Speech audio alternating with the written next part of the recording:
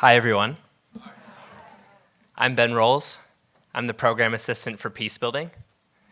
But tell you what, you would not have guessed that my first job out of college would be working for Peace had you seen the fights I got into with my little brother growing up. Jameson's his name. He's 2 years younger than me.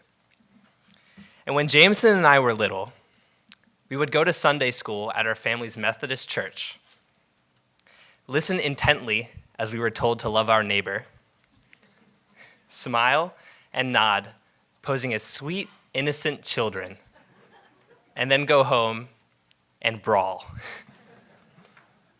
I remember thinking, Jameson's not my neighbor. We live in the same house.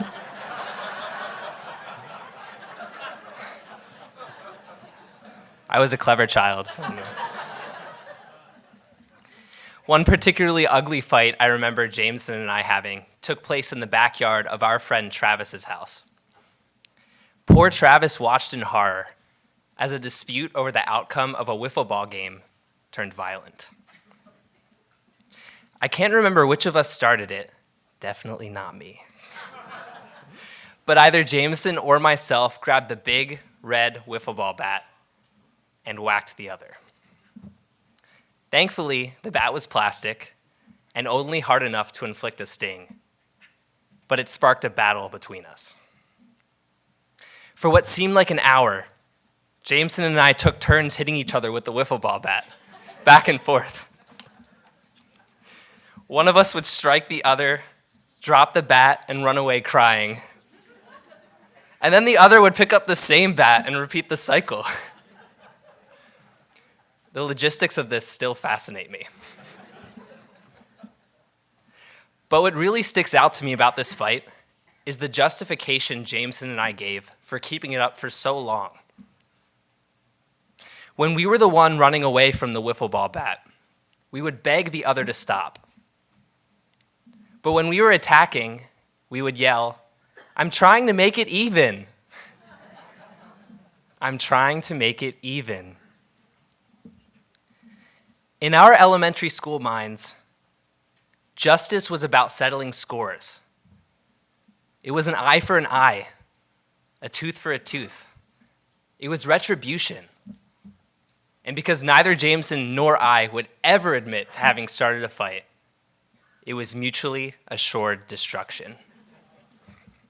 To us, the score could only be even if we had the final swing of the bat. Now, I'm not a psychologist, but I think it's an important moment in a child's development when they can walk away from a conflict and recognize that trying to make it even makes everyone worse off. Unfortunately, it took Jameson and I longer to reach that moment than it should have. I don't think we stopped having physical fights until we were 11 or 13 years old, and treating each other as neighbors, let alone brothers, took even longer.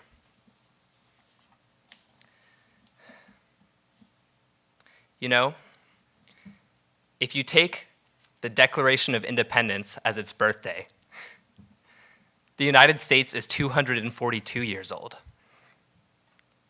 I think we've still got some maturing to do. My brother Jameson and I are probably among the youngest Americans to remember 9/11. We watched footage of the Twin Towers burning on the TV in the living room before going to school that terrible day. And when the invasions of Afghanistan and Iraq followed, they made perfect sense to us. We cheered, along with many adults in our community, as the US military went in to settle the score. When I think about the war on terror now, which continues 17 years after the tragedy of 9/11, I can't help but feel that our elected leaders are still trying to make it even. That what explains ongoing US military presence around the world today is in large part retribution. I came to FCNL because I wanted to help our leaders see justice not as retribution, not as vengeance, but as peace.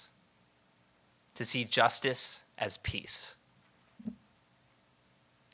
I was and I continue to be inspired by FCNL's peace-building work, which is transforming U.S. foreign policy from trying to kill our way out of terrorism to peacefully preventing and ending violent conflict.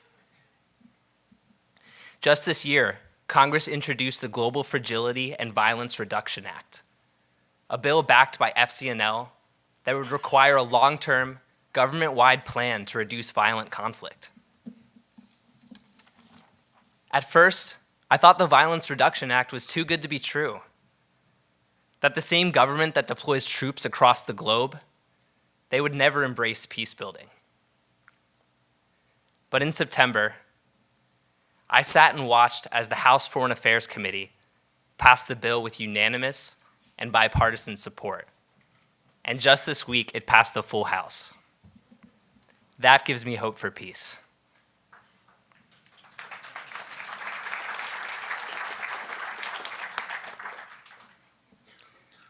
It took my brother Jameson and I a long time to see justice as peace. And it will surely take our nation longer still.